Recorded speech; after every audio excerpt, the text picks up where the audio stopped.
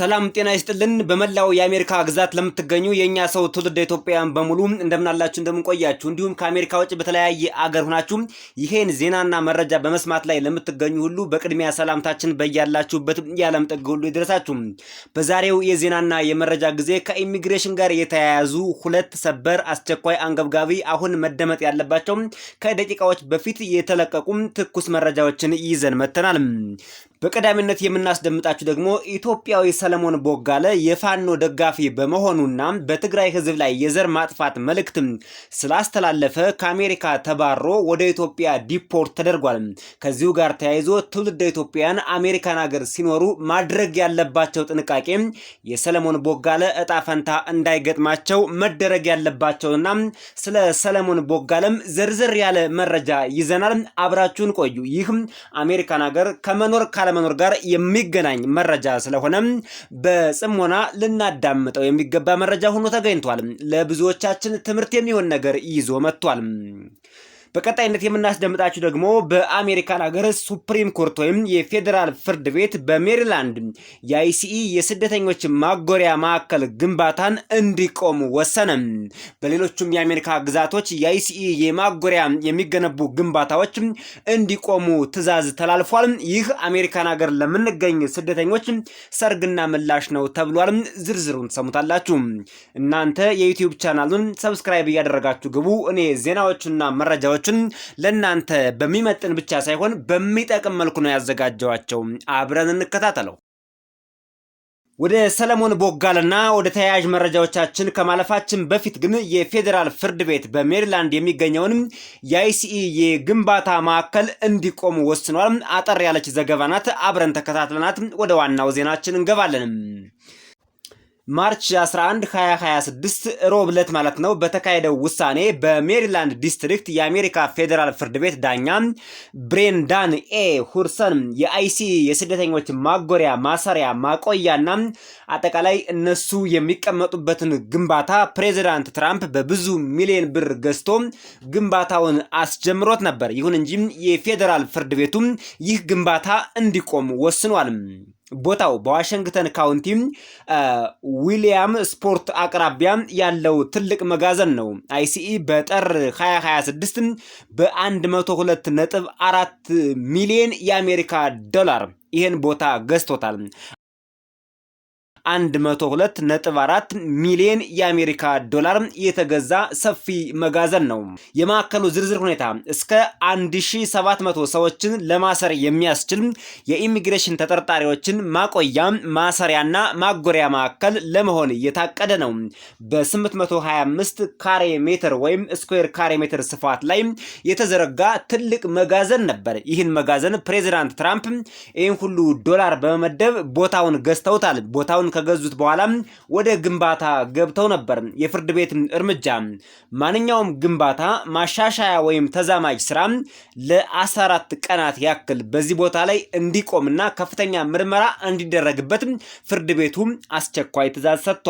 የውሳኔው ምክንያት የሜሪላንድ ገዢ የሆነው የሜሪላንድ አስተዳዳሪና የሜሪላንድ አቃቢ ሕግ አንቶኒ ብራውን በነሱ መሪነት ፕሮጀክቱ የአካባቢ ተጽዕኖ ግምገማን ያላለፈ ያልተደረገለት፣ የህዝብ አስተያየትን ያልተቀበለ ያላማከለ፣ ወንዞችና የአካባቢ ሀብቶችን ሊጎዳ የሚችል ብሎም በስደተኞች ላይ ከፍተኛ ችግርና አሉታዊ ተጽዕኖ የሚያመጣ በመሆኑ የሜሪላንድ ገዢ፣ የሜሪላንድ ከንቲባ እንዲሁም የሜሪላንድ አቃቢ ሕግ ይሄን ክስ ለፌዴራሉ ፍርድ ቤት አቅርበው ነበር። የፌዴራሉ ፍርድ ቤትም ጉዳዩን ሰማው፣ ተመለከተውና ለማንኛውም ወደፊት ውሳኔ እስኪቀመጥ ድረስ ወደፊት ሁኔታዎቹ እስኪጣሩና እስኪታዩ ድረስ ለ14 ቀናት ያክል ግንባታው እንዲቆም ፍርድ ቤቱ ወሰነ። በአሜሪካን ሀገር በሜሪላንድ የሚገኘው የአይሲኢ ማጎሪያ ማቆያና ማሰቃያ ግንባታ ብቻ አይደለም እንዲታገድ የተደረገው። በበርካታ አካባቢዎች የፌዴራል ፍርድ ቤት የሚቀርቡ ክሶችን በመመልከት የፕሬዚዳንት ትራምፕ አስተዳደር እንደዚህ አይነት ተቋማትን እንዳይገነባ እገዳ እየጣለ ነው። ሰሞኑን በአሜሪካ የምንመለከተው ክስተት የአይሲኢ ኤጀንቶች ስደተኞችን በብዛት እያሰሩ አይደለም፣ በብዛትም እያባረሩም አይደለም። ነገር ግን ፕሬዚዳንት ትራምፕ ትኩረት ሰጥተው በቢሊዮን የሚቆጠር ዶላር መድበው ለስደተኞች ማጎሪያ፣ ማሰቃያ፣ ማሰሪያ የሚሆን ሴንተሮችን በመገንባት ላይ ተጠምደዋል። የ24 ሰዓት ስራቸውም እሱ ሆኗል። በበርካታ የአሜሪካ ግዛቶች የሚገነቡ የአይሲ የስደተኞች ማቆያ ጣቢያዎችን ስትመለከቱ ከግዙፍነታቸው ከተመደበላቸው የበጀት ብዛት አንጻርና ከስፋታቸው አንጻር ስትመለከቱት አሜሪካን ሀገር ወደፊት ስደተኛ በሙሉ ታስሮ እዚህ ቦታ ላይ የሚገባበት ጣቢያ ነው የሚመስለው። በጣም በአስደንጋጭ ሁኔታ ፕሬዝዳንቱ ይሄን ማስገንባታቸውን ቀጥለዋል ማለት ነው። ወደ ቀጣዩ ዜናና መረጃም አልፈናል። ቀጣዩ ዜናና መረጃ ለብዙዎቻችን ትምህርት የሚሆን በአንድ በኩል ደግሞ ሌላ አስተያየት፣ ሌላ አመለካከት የሚፈጥር ዜናና መረጃ ነው። አሁን ከደቂቃዎች በፊት ነው የአሜሪካ ኢሚግሬሽን መስሪያ ቤት USCIS ዩናይትድ ስቴትስ ሲቲዝንሺፕ ኤንድ ኢሚግሬሽን ሰርቪስ የሚባለው ተቋም በፊት ለፊት ገጹ መረጃውን ይዞት የወጣው በቀጥታ በስም ጠቅሶ በአገር ጠቅሶ ነው ይሄን ዜናና መረጃ ያሰራጨው። ኢትዮጵያዊ ሰለሞን ቦጋለ የፋኖ ደጋፊ ነኝ ብሎ ራሱ ምስክር በመስጠቱና በትግራይ ሕዝብ ላይ የዘር ማጥፋት መልእክት እንዲሁም ከአካባቢ እንዲወጡ የሚል መልእክት ስላስተላለፈ ከአሜሪካ ተባሮ ወደ ኢትዮጵያ ዲፖርት ተደርጓል የሚል ዜና ራሱ የአሜሪካ የኢሚግሬሽን መስሪያ ቤት አሰራጭቷል። መረጃው የተሰራጨው ደግሞ አሁን ከደቂቃዎች በፊት ነው። እዚህ መረጃ ላይ ብዙ ትምህርቶች አሉን። በተለይ አሜሪካን ሀገር ለሚኖሩ ትውልደ ኢትዮጵያውያን የሚተላለፉ በርካታ ጠቃሚ መልእክቶች አሉ። እስከ ቪዲዮ መጨረሻ አብራችሁን ቆዩ። ፊኒክስ አሜሪካ የአሜሪካ የኢሚግሬሽንና ጉምሩክ አስተዳደር ICE በፊኒክስ ቢሮም የኢትዮጵያውያን ሰለሞን ቦጋለ የፋኖ ቡድን ደጋፊ በሚልና የትግራይ ሕዝብ ላይ የዘር ማጥፋት የጥላቻ መልእክት በማስተላለፉ በሚል ጥፋት ከአሜሪካ እንዲባረር ወስኖ ከአሜሪካ አባሮታል ነው የሚለው። ሙሉ በሙሉ ግለሰቡ ከአሜሪካ ተባሮ እዚህ ከአሜሪካን ሀገር ተባሮ ወደ ኢትዮጵያ ሂዷል ነው የሚለው።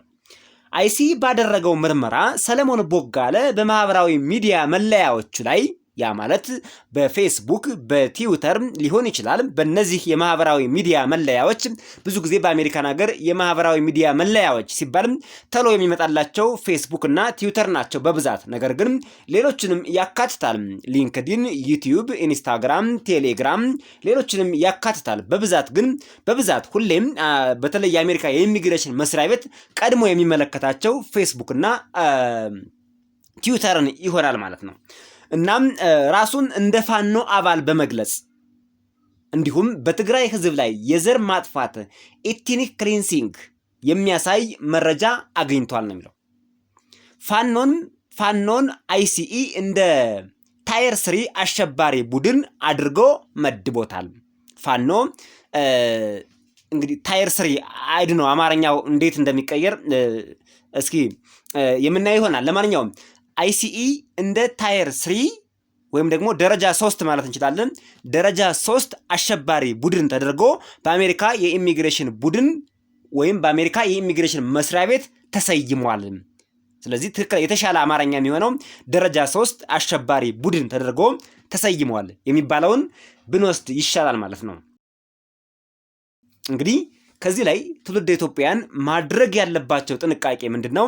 በፌስቡክ በትዊተር እንደ ዋዛ የምንጽፋቸው ነገሮች፣ እንደ ቀልድ የምንጽፋቸው ነገሮች፣ ጀግናው አንበሳው ግፋ እያልን የምንጽፋቸው ነገሮች፣ የሆነን ብሔር እንደ ዋዛ የጥላቻ ንግግር የምናስተላልፍበት አንዱን ብሔር ካንዱ እንዲጋጭ እኛ ሳናስበው ሊሆን ይችላል እኮ በቀልድ መልክም ሊሆን ይችላል። በዚህ ደረጃ ነገሮች ስትሬስ ይሆናሉ ብለን ላንገምትም እንችላለን። እንደ ቀላል ነገር የጻፍናት ነገር ምን ያህል ዋጋ እንደሚያስከፍለን ከሰለሞን መማር ይቻላል ማለት ነው። ከሰለሞን መማር ይቻላል። ይህ ዲፖርቴሽን በICE የሰብአዊ መብት ጥሰቶችና የጦር ወንጀሎች መላኪያ ማዕከል HSI ሊድ HRVWCC ይላል። ረጅም አብሪቬሽን የተጠቀሙት በሱ በኩል ተፈጽመዋል ነው የሚለው። ሰለሞን ቦጋለን ያባረሩት ይሄ ድርጅት ነው ማለት ነው።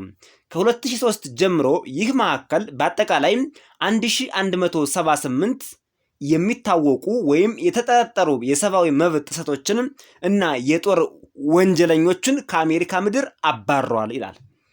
ይህ ጉዳይ አይሲኢ በሰብአዊ መብት ጥሰትና በቴሮሪዝም እንቅስቃሴ የተገናኙ ሰዎችን ከአሜሪካ ለማስወገድ ያለውን ትኩረት ያሳያል። ስለ ሰለሞን ቦጋለም የወንጀል ታሪክ ወይም የህግ ሂደት ተጨማሪ ዝርዝር መረጃዎች ከኤጀንሲው ውጭ ባሉ የተለያዩ የመረጃ መረቦች አልተሰራጨም። ስለዚህ ስለ ሰለሞን ቦጋለም አሁን ስላቀረብነው ዜና እናንተ በራሳችሁ ሰፋ ያለ መረጃዎችን ማግኘት ከፈለጋችሁ ማንበብ ከፈለጋችሁ ደግሞ የት ነው የምታገኙት? የአሜሪካ የኢሚግሬሽን መስሪያ ቤት USCIS የሚባለው መስሪያ ቤት ላይ በቀጥታ ይህን መረጃ ታገኙታላችሁ ማለት ነው።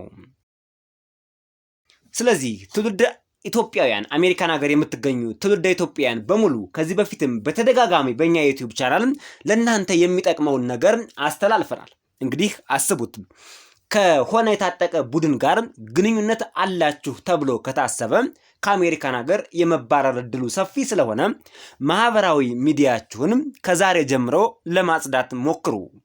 ማጽዳት ይቻላል። በነገራችን ላይ እናንተ የምታስተላልፏቸው መረጃዎች የዘር ማጥፋት አጠቃላይ የሚመስላቸው ከሆነ ይህ በአሜሪካውያኖች ዘንድ ነው። እንግዲህ ለነሱ ነው ሲረዱት፣ ሲያዩት፣ ሲያነቡት የሆነን ግሩፕ ያጠቃል ወይም የዘር ማጥፋት መልእክት አለበት ብለው ካሰቡ ነው።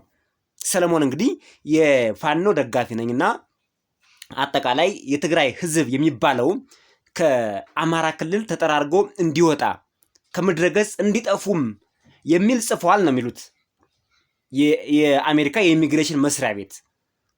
ከምድረገጽ እንዲጠፉ ብሎ በፌስቡክ ገጹ ጽፎ አግኝተውበታል። እንደዚህ አይነት መልእክቶች በኢትዮጵያ ባሉ ብሔሮች ብቻ ሳይሆን ለምሳሌ በእስራኤልና በኢራን ጦርነት መካከል እንደዚህ አይነት ነገሮችን የምትጽፉ ካላችሁ ተጠንቀቁ ነው። እስራኤል የምትባል ሀገር ከምድረገጽ መጥፋት አለባት፣ እስራኤሎች ከምድረገጽ መጥፋት አለባቸው የሚል ነገር ፌስቡካችሁ ላይ ከጻፋችሁ you are at risk። ኢትዮጵያ ውስጥ ያሉትን ብቻ ብሔሮች አይደለም። ወይም ደግሞ ኢራን የሚባሉ ሰዎች ከምድረገጽ መጥፋት አለባቸው፣ እሱም ችግር ሊፈጥር ይችላል። አሜሪካ የምትባል ሀገር እንደዚህ ናት፣ ከምድረገጽ መጥፋት አለባት፣ ትራምፕን መግደል አለብን፣ እንደዚህ አይነት መልእክቶች በጣም አደገኛ ናቸው። የውስጣችሁን ስሜት ፌስቡክ ላይ አወጣችሁ መጻፍ የለባችሁም። ይህ ለትውልደ ኢትዮጵያውያን እስካሁን ከተላለፉት መልእክቶች እጅግ በጣም ጠቃሚው አድርጋችሁ ልትወስዱት ትችላላችሁ ማለት ነው። በነገራችን ላይ እዚሁ ፔጅ ላይ የአሜሪካ የኢሚግሬሽን መስሪያ ቤት ላይ ከሰለሞን ቦጋለ በፊት አንድ ደግሞ የሌላ ሀገር ዜጋ ፖስት ሆኗል። ያ የሌላ ሀገር ዜጋ ደግሞ በቲክቶኩ የሚያስተላልፈው መልእክት ምንድነው? የዲፓርትመንት ኦፍ ሆምላንድ ሴኩሪቲ ባለሙያዎችና ኃላፊዎችን እንዲሁም ኦፊሰሮችን ያስፈራራ ነበር፣ ይዝትባቸው ነበር፣ ኢቭን እገላችኋለሁም ጭምር እያለም በቲክቶክ ያሰራጭ ነበር ማለት ነው። በዚህ ምክንያት የተባረረም እዚህ ምስሉ ላይ የምትመለከቱት ግለሰብ ደግሞ ኢትዮጵያዊ አይደለም፣ የሌላ ሀገር ዜጋ ነው። ወንጀሉ ምንድነው? በቲክቶክ አያችሁ፣ በቀጥታ ነጠቀሰው። የአሜሪካ የኢሚግሬሽን መስሪያ ቤት በቀጥታ ጠቅሶታል። የሰለሞን ቦጋለን በማህበራዊ ሚዲያ ነው የሚለው፣ ወይ በትዊተር ነው ወይ በፌስቡክ ነው። የትኛው ማህበራዊ ሚዲያ እንደሆነ አልተጠቀሰም። እዚህ ምስሉ ላይ የምትመለከቱት ግለሰብ ግን በቀጥታ በቲክቶክ ገብቶ የአሜሪካ የዲፓርትመንት ኦፍ ሆምላንድ ሴኩሪቲ ኦፊሰሮችና ባለሙያዎችን ሲያስፈራራና ሲዝትባቸው እንደነበር ደርሰውበት ከአሜሪካ አባረውታል ማለት ነው። ስለዚህ ይሄ ነው የሚሆነው። ፖለቲካን መቃወም ይቻላል፣ ፖለቲካን ክሪቲሳይዝ ማድረግ ይቻላል፣ አልደግፍም ማለት ይቻላል። ነገር ግን በምትጠሉት የፖለቲካ ቡድን ላይ የጥላቻ ንግግር፣ የዘር ማጥፋት ንግግር፣ የግድያ ሙከራዎችን የሚመስሉ ነገሮችን መናገር ግን በጣም ከባድ ወንጀል ነው ማለት ነው እንጂ የአንድን ሀገር መንግስት ፖለቲካ ስህተቱ በሆነበት መንገድ ክሪቲሳይዝ ማድረግ ይቻላል። ይሄ በእኛ ዩቲዩብ ቻናልም ትሰማላችሁ። ፕሬዚዳንት ትራምፕ ለምሳሌ በስደተኞች ላይ በኢሚግራንት ላይ የሚያወጡት ፖሊሲ ለእኛ ለስደተኞች አልተመቸንም እና ፕሬዚዳንት ትራምፕን አንደግፋቸውም። በስደተኞች ላይ የሚያመጡት እስር፣ የሚያስገነቡት የማሰሪያ የማጎሪያ ጣቢያ ብዛት፣ የአይሲ ኤጀንቶችን አስተማርተው በየቦታው ሲያደርሱብን የነበረው ተጽዕኖ ሰፊ ስለሆነ ፕሬዚዳንቱን እንቃወማቸዋለን። ነገር ግን በፕሬዚዳንት ትራምፕ ላይ ሌላ የግድያ ወይም አላስፈላጊ ነገር እንዲደርስ አይፈለግም። ይህ ወንጀል ነው በራሱ። እንደዚህ አይነት ነገሮችን የምትጽፉ ከሆነ ካሁኑም አስተካክሉ ለማለት ነው። ለማንኛውም ታየር 3 ቴሮሪስት ቡድን የሚባሉት እነማን ናቸው? እንግዲህ የአሜሪካ የኢሚግሬሽን መስሪያ ቤት ወንጀለኞችን ሲመድብ በ3 ተመድበዋል። ታየር 1፣ ታየር 2 እና ታየር 3፣ ደረጃ 1፣ ደረጃ 2 እና ደረጃ 3 የሚል የአማርኛ ትርጉም ሰጥተናቸዋል። ኢትዮጵያዊ ሰለሞን ቦጋለ ታየር 3 ውስጥ ነው የተመደበው። ታየር 3 ቴሮሪስት ግሩፕ ምንድን ናቸው? በአሜሪካ የኢሚግሬሽን ሕግ ውስጥ የሚገኝ ልዩ ምድብ ነው። ይህ ምድብ በተለይ ከቴሮሪዝም ጋር ተያያዥነት ያላቸውን ሰዎች ወደ አሜሪካ መግባትን ሙሉ በሙሉ ይከለክላል።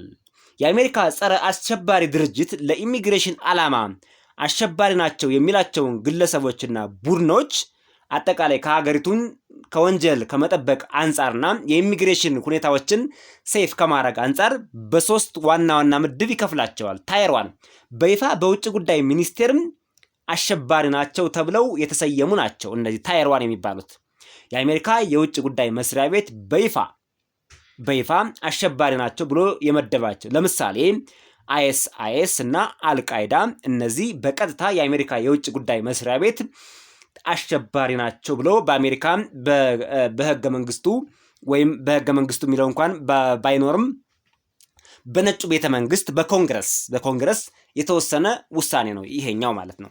ሁለተኛው ታየር 2 የሚባሉት ቴረር ኤክስክሉዥን ሊስት ይባላሉ። እነዚህ ላይ በአሸባሪ ቡድን ላይ ኤክስክሉዥን ናቸው ወይም የሉበትም። ለኢሚግሬሽን ህግ ብቻ ግን ለኢሚግሬሽን መስሪያ ቤት ብቻ እነዚህ ቡድኖች ምንድናቸው? ለብቻቸው ተለይተው አሸባሪ ናቸው። ለኢሚግሬሽን ብቻ ማለት ነው። ታየር 3 የሚባሉት ይህ በይፋ በዝርዝር የማይታይ ምድብ ነው። በይፋ በዝርዝር ውስጥ የለም። የአሜሪካ የውጭ ጉዳይ መስሪያ ቤት ለምሳሌ ሰለሞን ቦጋለም የተጠረጠረበት የፋኖ ደጋፊ በመሆኑ ነው ይላል። የፋኖ ደጋፊ የሚለው ፋኖ የሚባለው ቡድንም በአሜሪካ በይፋ በውጭ ጉዳይ ሚኒስቴር አሸባሪ ነው ተብሎ አልተዘረዘረም ማለት ነው። አሁን ከወጣው መረጃ ጋር ተያይዞ ማለት ነው። ስለዚህ ታየር 3 የሚባለው በይፋ በዝርዝር የማይታይ ምድብ ነው። ህጉ እንደሚለው 2 ወይም ከዚያ በላይ ሰዎች ያሉት ቡድን የተደራጀ ወይም ያልተደራጀ ቴሮሪስት እንቅስቃሴ የሚያደርግ ወይም ንዑስ ቡድን ያለው ቴሮሪስት እንቅስቃሴ የሚያደርግ ከሆነ ታየር 3 ተብሎ ይቆጠራል። ቴሮሪስት እንቅስቃሴው በህጉ በሰፊው ይገለጻል። ህገወጥ መሳሪያ ወይም አደገኛ መሳሪያ በመጠቀም ሰዎችን አደጋ ላይ መጣል፣ ንብረት መጉዳት፣ አውሮፕላን መጥለፍ፣ ታጋቾችን መያዝ ወይም ማገት፣ ሰው ማገት ማለት ነው፣ ቁሳዊ ድጋፍ መስጠት፣ ወታደራዊ ስልጠና መስጠት ወዘተም እነዚህ የመሳሰሉትን የሚያደርግ ነው። ዋና ዋና ነጥቦች ግን ታየር 3 የሚባለው ይህ ድርጅት በይፋ ዝርዝር ውስጥ አይታይም፣ በእያንዳንዱ ጉዳይ ላይ በግል ግምገማ ይወሰናል ይላል። በቪዛ፣ በአሳይለም፣ በግሪን ካርድ ወይም ሌላ የኢሚግሬሽን ጥያቄ በሚያቀርብበት ጊዜ የአሜሪካ የኢሚግሬሽን መስሪያ ቤት አንደኛ በሱ በኢሚግሬሽን መኮንኖች፣ በአሳይለም መኮንኖች እንዲሁም በኢሚግሬሽን ዳኞች በተለየ ሁኔታ በግለሰብ ደረጃም ተጠያቂ ይሆናል ማለት ነው እንጂ እንደ ሀገር እንደ አሜሪካ ታየር 3 የሚባሉት አሸባሪ ቡድኖች ታየር 3 የሚባሉት ቡድኖች በውጭ ጉዳይ ሚኒስቴር በይፋ አሸባሪ ናቸው ተብለው አልተሰየሙም። በኢሚግሬሽን ሂደት ውስጥ ብቻ የሚዳኙ ናቸው ነው የሚለው። በዚህ ድርጅት አባልነት ቁሳዊ ድጋፍ መስጠት ወይም ተያያዥነት ካለው ወደ አሜሪካ መግባት ወይም ጥቅም ማግኘትን ሙሉ በሙሉ ይከለክላል። አንዳንድ ጊዜ ይህ ቡድን ከአሜሪካ ጋር ተባብሮ የተዋጋ ቢሆንም እንኳን ችግር ሲፈጥር ከታየ የኢሚግሬሽን አገልግሎቶችን ያጣል። ከዚህ መከልከል የሚያስወግዱና የሚያስታርቁ ሀሳቦች ግን አሉ። በውጭ ጉዳይና በውስጥ ደህንነት ሚኒስቴሮች በግል ውሳኔ ለምሳሌ በግዳጅ ትንሽ ድጋፍ ወይም ልዩ ሁኔታዎች ታይቶ ሊታለፍ ይችላል። በግዳጅ ማለት የሆነ አካል አስገድዶት ከሆነ ፖስት ያደረገው አይታወቅም። የሆነ አካል አስገድዶ ወስዶት ከሆነ የተዋጋ አይታወቅም። የሆነ አካል አስገድዶት ከሆነ ገንዘብ ያስተላለፈው አይታወቅም። ይሄን ሊያልፉት ይችላሉ። ትንሽ ድጋፍ ነው ተብሎ ከታሰበና በተለያዩ ልዩ ሁኔታዎች ተብሎ ደግሞ የተቀመጡ አሉ ማለት ነው።